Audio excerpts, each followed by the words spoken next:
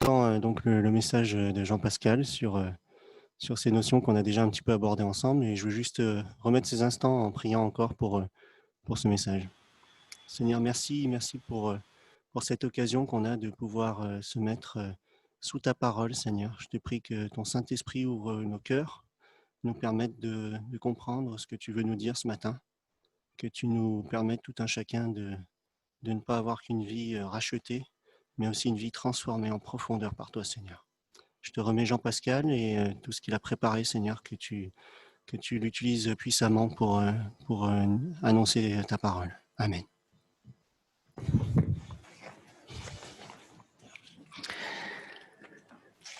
Merci beaucoup, David, pour cette prière. Et bonjour à chacun.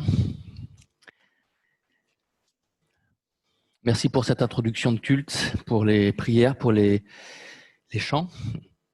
Nous continuons notre périple au travers de l'épître aux Éphésiens, une épître magnifique, qui nous rappelle comment marcher à la hauteur de la vocation que le Seigneur nous a donnée. Nous avons déjà vu la nécessité de marcher dans l'amour et l'unité. Vous vous souvenez au chapitre 4, vous supportant les uns les autres dans l'amour.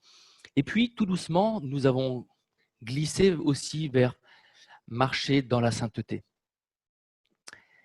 Nous avons parlé notamment de cette nécessité, notamment en Église, de nous dépouiller de ce qui reflétait la vie de l'ancienne nature et de revêtir finalement la nouvelle humanité de l'Église que Dieu s'est appropriée, l'Église que Dieu s'est faite, s'est construite. Et en réalité, nous avons rappelé la semaine dernière que nous voulons renoncer au mensonge et plutôt revêtir la vérité, renoncer au vol et plutôt revêtir la générosité, etc. Par rapport aux paroles négatives, plutôt nous approprier des paroles bienfaisantes, des paroles de grâce. Nous voulons nous pardonner les uns les autres comme le Seigneur nous a pardonné. Ça, c'est la nouvelle humanité. Et effectivement, c'est la marche dans l'amour, puisque, et je vais lire le texte d'aujourd'hui, mais en le précédent des deux versets qui ont terminé la prédication de la semaine dernière. Je vous propose d'écouter ce texte, il va probablement être affiché, mais de le redécouvrir tout à nouveau. Devenez donc les imitateurs de Dieu, comme des enfants bien-aimés, et marchez dans l'amour, à l'exemple de Christ qui nous a aimés et qui s'est livré lui-même à Dieu pour nous, comme une offrande et un sacrifice de bonne odeur. Et le texte d'aujourd'hui. Que la débauche, ni aucune impureté, ni la cupidité ne soient pas même nommées parmi vous, ainsi qu'il convient à des saints. Qu'on n'entende ni paroles grossières, ni propos insensés ou équivoques, choses qui sont contraires à la bienséance, qu'on entende plutôt des actions de grâce, car, sachez-le bien, aucun débauché ou impur ou cupide, c'est-à-dire idolâtre, n'a d'héritage dans le royaume de Christ et de Dieu. Que personne ne vous séduise par de vains discours, car c'est à cause de ces choses que la colère de Dieu vient sur les fils de la rébellion. N'ayez donc aucune part avec eux. Autrefois, vous étiez ténèbres, et maintenant, vous êtes lumière dans le Seigneur. Marchez comme des enfants de lumière. Car le fruit de la lumière consiste en toutes sortes de bonté, de justice et de vérité. Examinez ce qui est agréable au Seigneur et ne prenez point part aux œuvres infructueuses des ténèbres, mais plutôt condamnez-les. Car il est honteux de dire ce qu'ils font en secret. Mais tout ce qui est réprouvé apparaît en pleine lumière, car tout ce qui est ainsi manifesté est lumière. C'est pour cela qu'il est dit « Réveille-toi, toi qui dors, relève-toi d'entre les morts, et Christ t'éclairera. » Et c'est la partie la plus importante de la prédication, parce que c'est la lecture de la Bible que j'aimerais commenter, et je prie vraiment que le Seigneur me mette une muselière sur ce qui ne vient pas de lui, et nous ouvre le cœur pour entendre ce qui vient de lui. Nous sommes ici dans un contexte très fort d'immoralité. La ville d'Éphèse, certes, est la province romaine d'Asie qui est la plus grande, c'est d'ailleurs la capitale, c'est la plus grande ville de cette puissance romaine en Asie. On l'appelle la lumière d'Asie. C'est ainsi qu'on appelait Éphèse, la lumière d'Asie. Nous verrons quel type de lumière elle est, puisqu'en fait, nous avons vu que c'était à Éphèse qu'avait lieu le principal culte d'Artémis ou Diane. Vous vous rappelez cette phrase, grande est la déesse, grande est la Diane des Éphésiens. Cette déesse de la fécondité, c'est pour ça qu'on a parlé il y a 15 jours de la sexualité.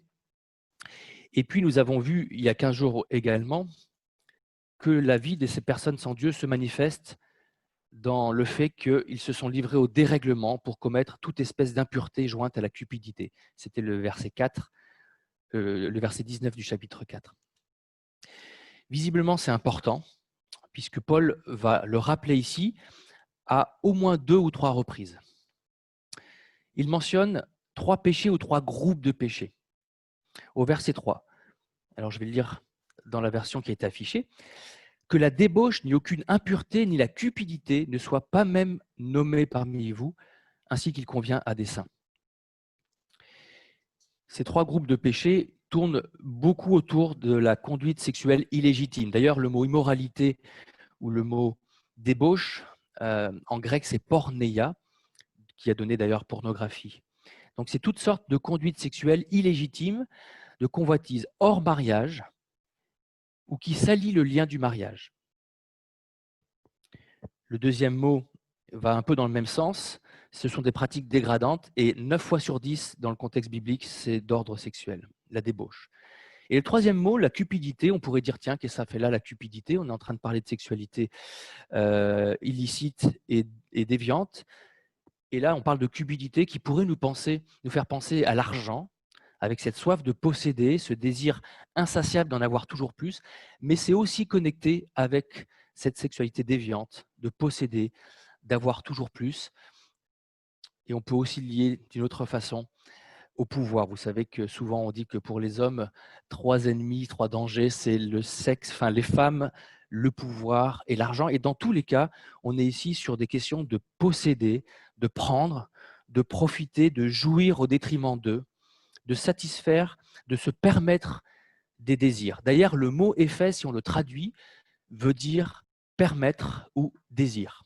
On est vraiment dans ce contexte-là, mais est-ce qu'aujourd'hui, ça a vraiment changé? Un contexte d'une société qui veut se permettre quantité de choses pour satisfaire à ses désirs. Pourquoi ce groupe de péchés est dénoncé ici? Qu'est-ce qu'ils ont en commun? Eh bien, ils manifestent en tout premier lieu un égocentrisme aigu. Nous avons lu, et c'est pour ça que j'ai repris les 2 premiers versets du chapitre 5, nous avons lu combien Christ nous a aimés et il s'est livré lui-même à Dieu pour nous. C'est un amour où lui se dépouille parce qu'il veut nous enrichir.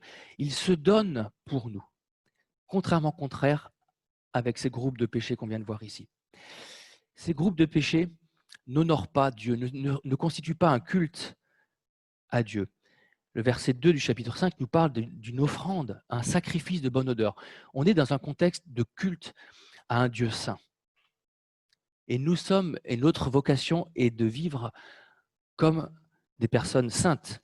Éphésiens 1, chapitre 4, nous le redit. En lui, Jésus-Christ, Dieu nous a élus avant la fondation du monde pour que nous soyons saints et irréprochables devant lui.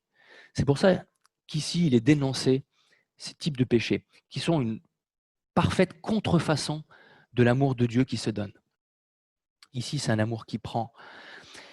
Quand nous sommes partis en voyage de noces avec mon épouse, nous sommes allés en Turquie et nous avons fait un petit peu de tourisme. Nous sommes rentrés dans une boutique qui vendait du parfum. Et ils avaient là un parfum que j'avais envie d'acheter depuis un certain nombre de mois.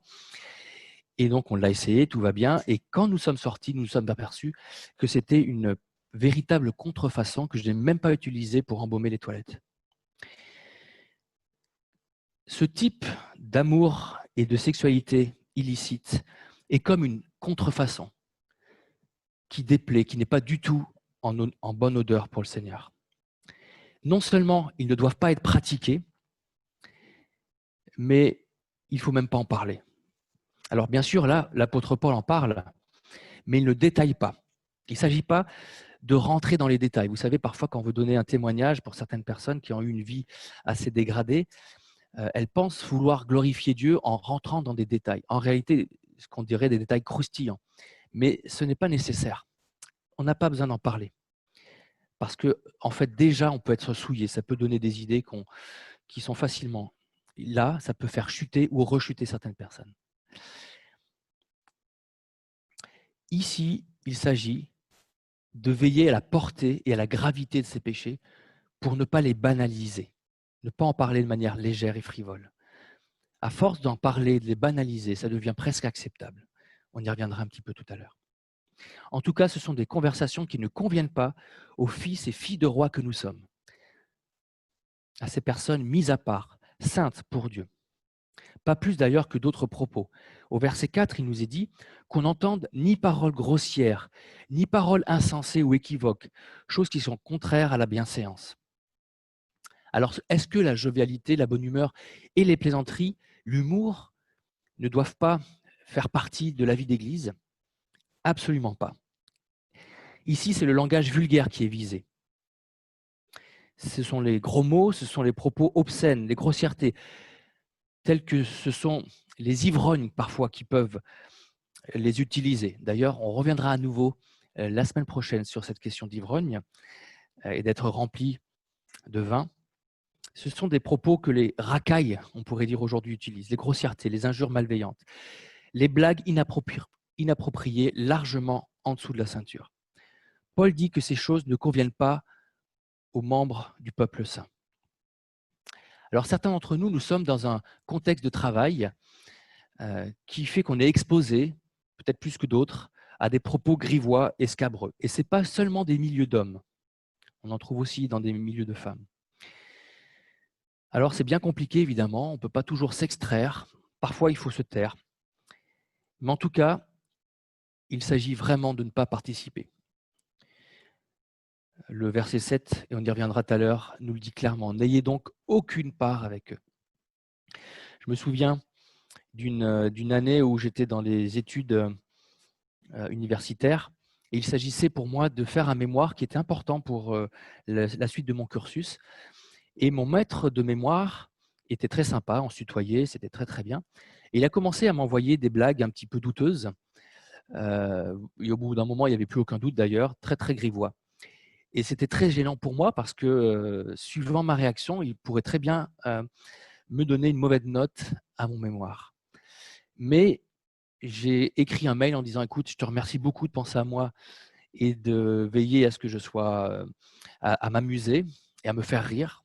Le problème, c'est que précisément, ça me fait rire et ça me dérange de rire de ça parce qu'au final, je trouve que je trouve que c'est pas beau, c'est plutôt salissant. Alors, il connaissait mes convictions et ma foi au Seigneur Jésus et j'ai eu cette chance qu'il me fasse grâce et qu'il m'envoie des blagues finalement qui sont propres. Mais ce n'est pas toujours facile. Parfois, on a des collègues qui ne tiennent pas compte de nos demandes.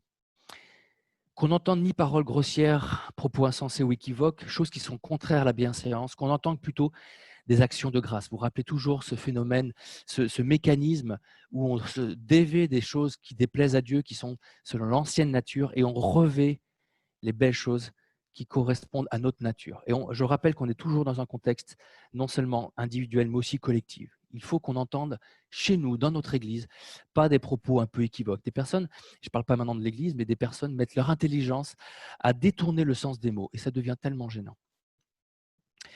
Ici, il s'agit plutôt d'exprimer des actions de grâce, que dans notre Église, eh bien, ce qui va être véhiculé, c'est plutôt de la reconnaissance. Et en réalité, la reconnaissance, elle est à Dieu. Certaines traductions parlent d'exprimer plutôt votre reconnaissance envers Dieu. Donc, remplacer ces paroles équivoques, ces blagues parfois douteuses, ou parfois c'est critique aussi, hein, parce que ce qui est repris ici, c'est des propos insensés, qui peut aussi être des propos de critique constante. Que notre assemblée soit connue pour des paroles de grâce, des paroles de remerciement envers Dieu. Et c'est ce qui peut s'entendre dans nos échanges. Certes, nous sommes préoccupés bien souvent par la santé, par la famille, par des questions matérielles.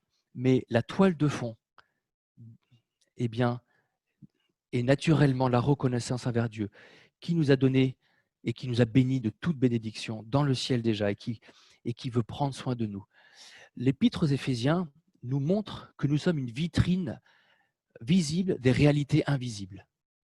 Quand on regarde l'Église, on doit comprendre beaucoup de choses sur le plan de Dieu, notamment le salut en Jésus-Christ. Mais on doit comprendre des choses de Dieu. Dieu est un Dieu bon. Et c'est pour ça que nous sommes reconnaissants.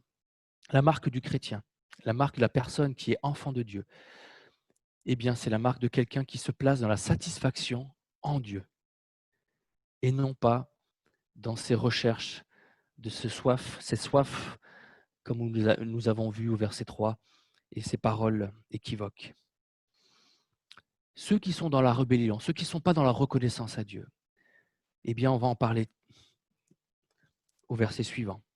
Sachez-le bien, aucun débauché ou impur ou cupide, c'est-à-dire idolâtre, n'a d'héritage dans le royaume de Christ et de Dieu. On martèle depuis quelques semaines cette différence entre avant et maintenant. On martèle depuis quelques semaines la radicalité. En réalité, ce que le texte nous dit, c'est « vous le savez bien ». Ceux qui pratiquent comme un mode de vie de telles choses, eh bien, ils sont exclus du royaume parce qu'ils ne manifestent pas le caractère d'une personne qui appartient au royaume de Dieu. Deux styles de vie s'opposent et deux destinées également. En Galates, il nous est dit que les œuvres de la chair sont manifestes. On parle d'impureté, impudicité, dissolution, ce sont les mêmes mots. On parle aussi de querelle, de jalousie, d'envie, d'ivrognerie et des choses semblables. Et il est dit, la chair a des désirs contraires à ceux de l'esprit. Il y a deux styles de vie. Deux styles de vie. Et nous sommes appelés à vivre selon l'esprit. Et le fruit de l'esprit, c'est l'amour, la joie, la patience, la paix, la bienveillance, la maîtrise de soi. Le texte fait une allusion aussi au fruit de l'esprit, on en parlera tout à l'heure. Il y a réellement une radicalité. En Philippiens 3,15, il nous est dit que, en parlant de ceux qui veulent assouvir leurs désirs, ils ont pour Dieu leur ventre. Ils ont pour Dieu leur ventre. C'est la gratification de soi. C'est la gratification d'une pratique qui devient le centre de notre existence. Dans le contexte, on parle beaucoup de sexualité déviante. Et si le texte en parle, si Dieu en parle, c'est probablement que ça peut faire écho en nous. Mais il n'y a pas que ça, et on a déjà donné d'autres illustrations en parlant de critique également, et de d'autres convoitises, de cupidité. Finalement, c'est s'adonner à une idole. Et l'idole fondamentale, c'est nous et nos besoins, nos désirs. La créature est adorée au lieu du Créateur, et ça devient une abomination. Dans le royaume de Christ et de Dieu, un seul trône. Et c'est Christ, c'est Dieu qui occupe ce trône. Vous ne pouvez pas servir Dieu et Manon, même si vous le vouliez, vous voudriez. Il y a réellement deux styles de vie qui s'excluent. Et nous n'avons rien à gagner à essayer de vivre un peu des deux. Et ceux qui disent le contraire nous trompent. Le verset 6 va dans cette veine-là. Que personne ne vous séduise par de vains discours. Car c'est à cause de ces choses que la colère de Dieu vient sur la fils de la rébellion. Est-ce que Paul change de sujet? Non, pas du tout. On est vraiment toujours dans ce sujet-là. Des personnes qui vont nous séduire par des discours sans valeur, qui vont dire que les désordres qu'on a évoqués ces désordres-là de ces faux discours vont attirer la colère de Dieu. Quels sont ces faux discours? Ce sont des discours qui nous disent que finalement, ces péchés peuvent être tolérés dans l'Église. Il ne faut pas qu'il en soit ainsi. Et si nous sommes tous tentés, nous devons, en tant qu'Église de Guire-en-Grange, veiller à ce que nous ne trouvions pas ces péchés dans l'Église. Et ceux qui nous séduisent, ce sont ceux qui disent « c'est naturel, ce sont des désirs, on ne peut rien faire contre ». C'est ceux qui disent « mais Christ nous a rendus libres, alors profitons de cette liberté ». Ou alors « c'est pas si grave, il y a des choses bien plus graves. Ça fait de mal à personne, ça ne concerne que moi ». Ou alors, pire encore, il faut se faire tous à tous, tout à tous. Et moi, j'ai vu des personnes qui rentraient dans des blagues tellement douteuses et dans des comportements tellement douteux pour pouvoir se faire tout à tous. Ce n'est absolument pas ce que Dieu dit et ce sont des discours vains et sans valeur, trompeurs. C'est ces discours qui disent que l'amour couvre une multitude de péchés. On ne peut pas se permettre ce qui est décrit ici. Ce sont ces discours qui disent que Dieu finalement nous comprend, c'est lui qui nous a fait. il va bien nous pardonner au final. Mais Paul nous dit qu'il y a des dangers à nous laisser influencer par une société corrompue. Dans la lettre que Jésus lui-même adresse à Éphèse, en Apocalypse 2, il y a des éloges et puis il y a des reproches. Parmi les éloges, il y a ceci. L'église d'Éphèse a éprouvé ceux qui se disent apôtres, mais qui ne le sont pas. Et elle les a trouvés menteurs. Et peut-être l'église d'Éphèse a écouté les instructions de Paul quand il disait de ne pas écouter ces séducteurs. Et puis Jésus dit aussi qu'il loue l'église d'Éphèse parce qu'elle déteste les œuvres des Nicolaïtes. Ça, c'est Apocalypse 2, versets 2 et verset 8. Les Nicolaïtes, c'était des pseudo-chrétiens, des croyants hérétiques qui violaient les règles éthiques fondamentales, qui abusaient de la liberté de l'Évangile. Ils organisaient des orgies sous prétexte qu'ils étaient sous la grâce. Et ils s'abandonnaient à leur passion charnelle. Et on ne va pas raconter dans quoi. Mais 20 siècles plus tard, l'Église doit toujours rejeter l'influence d'une société sans Dieu, qui va chercher des prétextes, qui va même spiritualiser certaines pratiques, mais fondamentalement, qui cherche à vivre ses désirs. Un auteur chrétien, je n'ai pas retrouvé le nom, mais je crois qu'il s'agit de Jerry Bridge, parce qu'il a beaucoup parlé sur la sainteté, a écrit ceci. Ce qui un jour était impensable pour un chrétien et pour une église, ce qui un jour était impensable devient pensable, puis faisable, puis enfin acceptable. Le péché a pris une apparence respectable, si bien que les chrétiens finissent par l'adopter. Et il rajoute ceci que je trouve tellement dur. J'ai le sentiment que les chrétiens acceptent la plupart des pratiques du monde simplement avec un décalage de 5 à 10 ans. Et on pourrait parler de beaucoup de choses, et notamment, moi j'ai marqué ici, de personnes qui vont dire on peut faire l'amour avant le mariage, même si on est déjà fiancé, parce que finalement, ce n'est pas si grave et tout le monde le fait. Et c'est des pratiques qu'on commence à accepter. Il ne faut pas qu'il en soit ainsi. Et ceux qui font la promotion du laxisme montrent fondamentalement qu'ils refusent d'obéir à Dieu. Et tous ceux qui proclament ou qui suggèrent par leur vie qu'on peut impunément prendre la place de Dieu sur le trône de notre vie, ceux-là font preuve de rébellion et ils attirent la juste et sainte colère de Dieu. Ça fait un écho à ce que nous étions avant, nous dit Éphésiens 2, quand il dit « Nous étions morts par nos offenses, nous vivions selon le train de ce monde, selon l'esprit qui agit maintenant dans les fils de la rébellion. » Et au verset 3, « Nous étions par nature des enfants de colère, c'est-à-dire destinés à subir la colère de Dieu. » Ne vous associez pas à ces gens-là, nous dit le texte. Verset 7, « N'ayez donc aucune part avec eux. » C'était ma première partie. Et on répète ce qu'on sait déjà. Ne tolérons pas les ténèbres dans notre Église, dans notre vie. Rejetons les ténèbres. Et maintenant, la deuxième partie, je serai peut-être un petit peu plus rapide. La deuxième partie que j'ai intitulée « Revêtons la lumière », même plus précisément, projetons la lumière, parce que le texte nous dit que nous sommes lumière. Autrefois, vous vous rappelez, autrefois, mais maintenant, cette radicalité, ce changement. Autrefois, vous étiez ténèbres, et maintenant, vous êtes lumière dans le Seigneur. Marchez comme des enfants de lumière.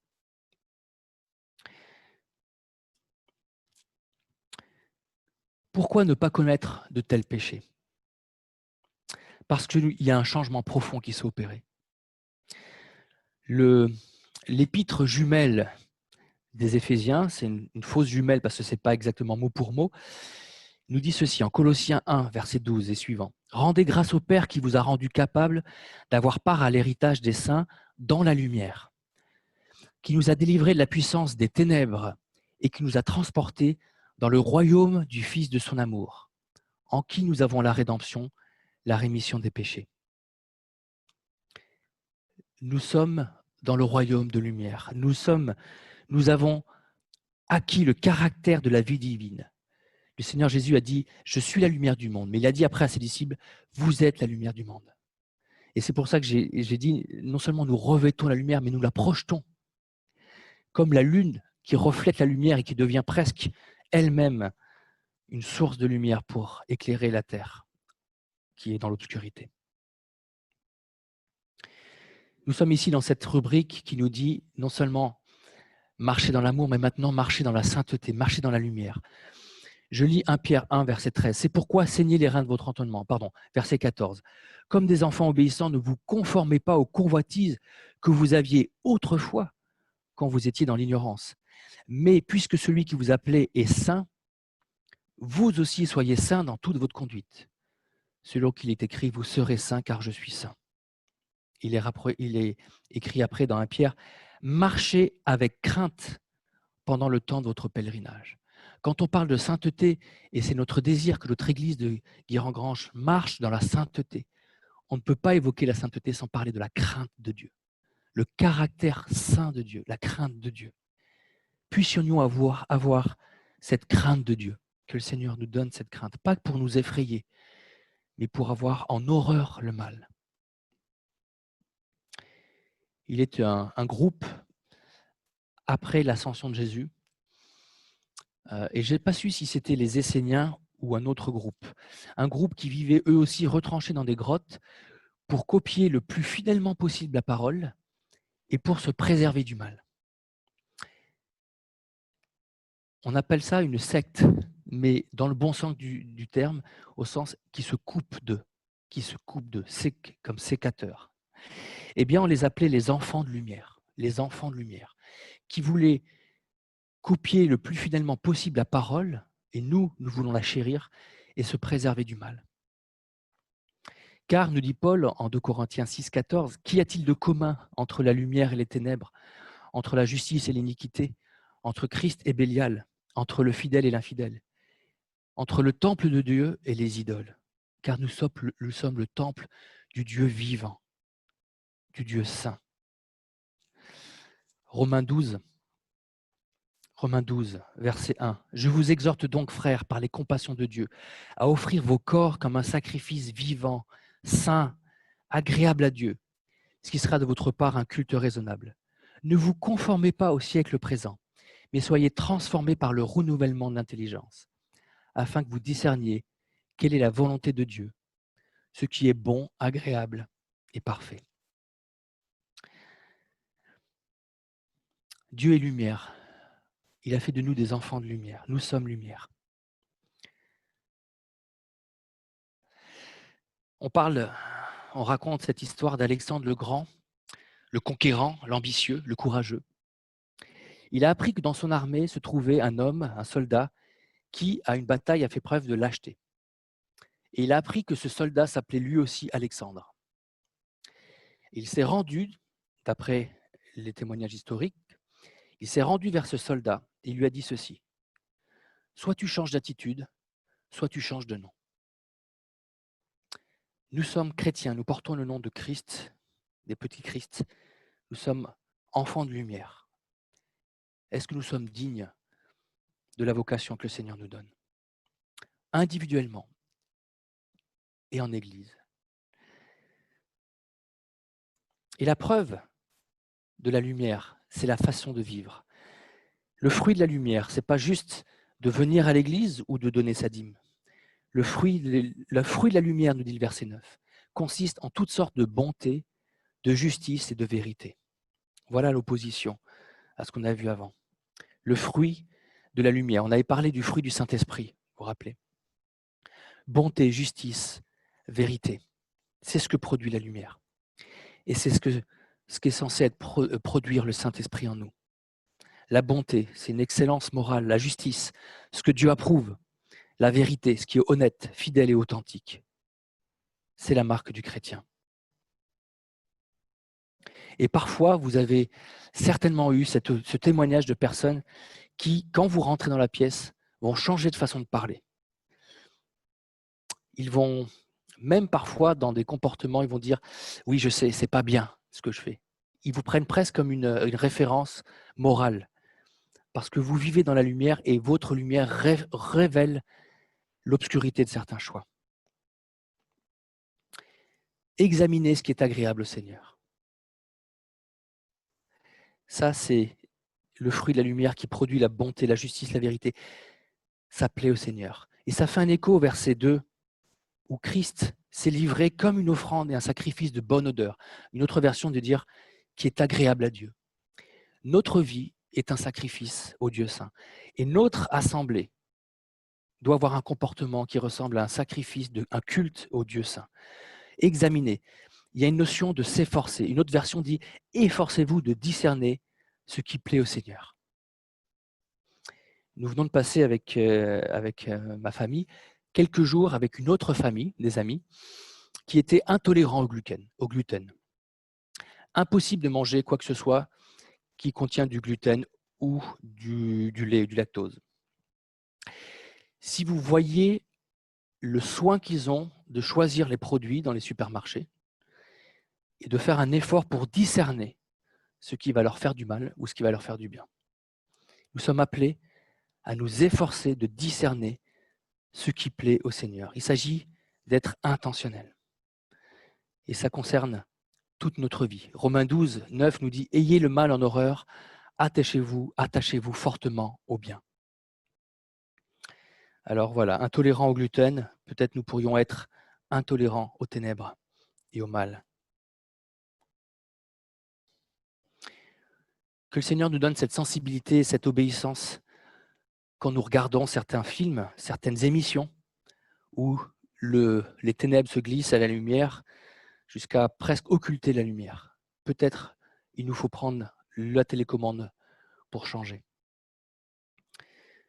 Examinez ce qui est agréable au Seigneur et ne prenez point part aux œuvres infructueuses des ténèbres, mais plutôt condamnez-les.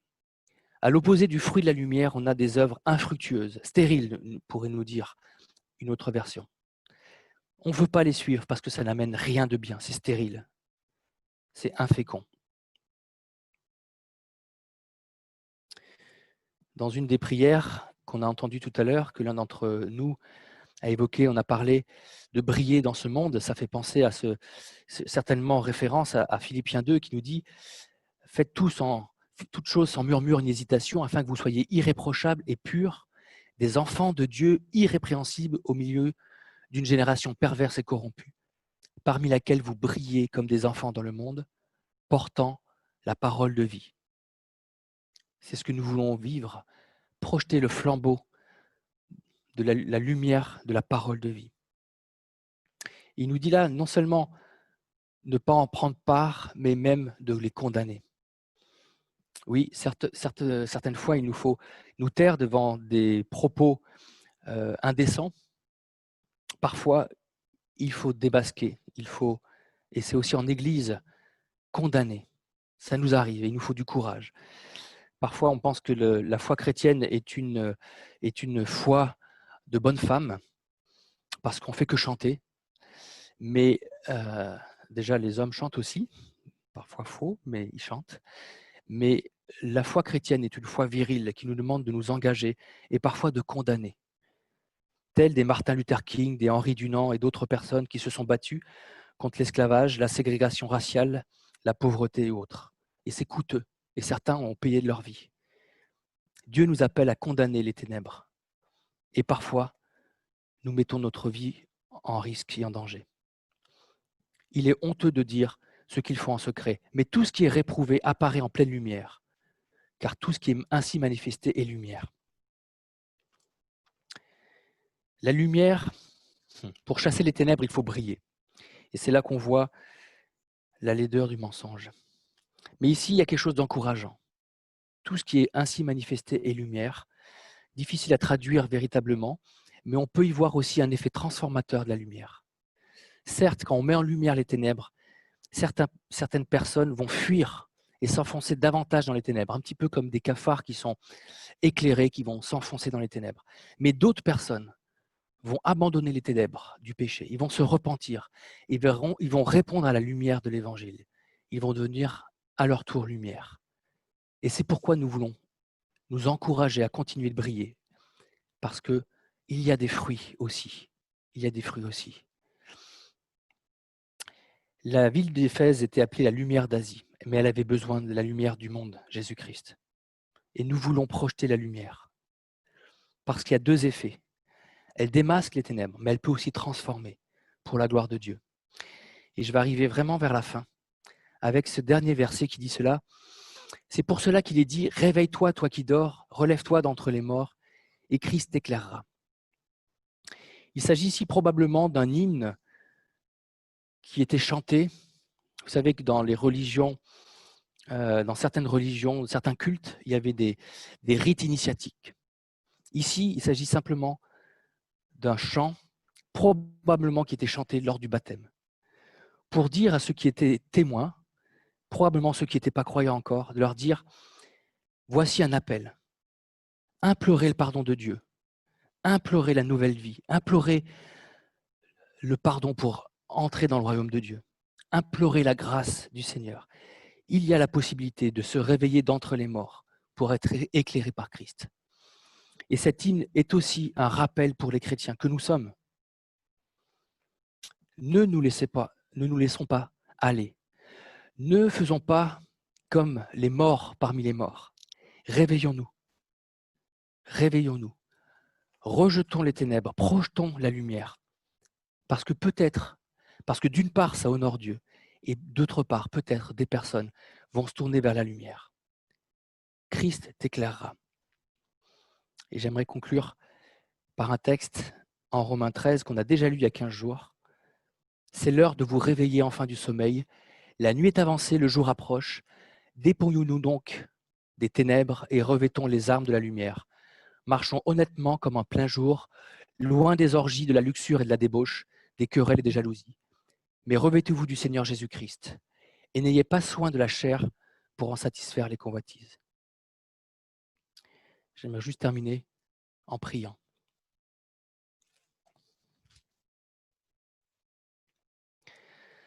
Seigneur, individuellement, nous avons certainement tous encore de la marge pour être une lumière qui éclaire davantage, Seigneur, qui te reflète, qui pour être un sacrifice à un Dieu saint.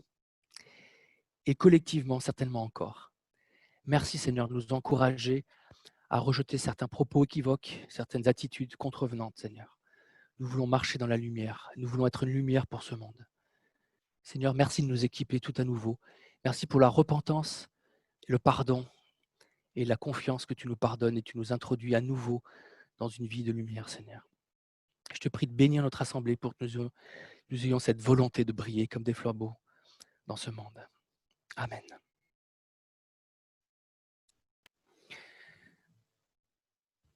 Alors la bénédiction, c'est une parole merveilleuse du Seigneur Jésus quand il était sur terre au milieu de ce monde de ténèbres. Lui, la lumière du monde, rappelé dans Jean 1. Donc,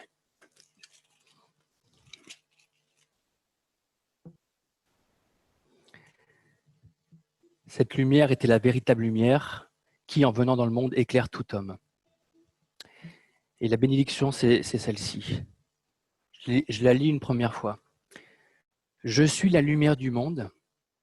Celui qui me suit ne marchera pas dans les ténèbres, mais il aura la lumière de la vie. »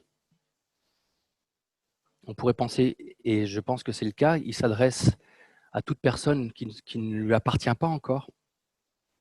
Mais il y a une bénédiction magnifique. « Celui qui me suit ne marchera pas dans les ténèbres, mais il aura la lumière de la vie. » Alors, c'est quelque chose d'encourageant. En suivant le Seigneur Jésus cette semaine, eh bien, nous ne marcherons pas dans les ténèbres, nous marcherons dans la sainteté. Et il est avec nous. Alors voilà, vraiment que le Seigneur nous fasse saisir cette promesse et cette bénédiction. Et je redis une dernière fois, celui qui me suit ne marchera pas dans les ténèbres, mais il aura la lumière de la vie. Que Dieu nous bénisse.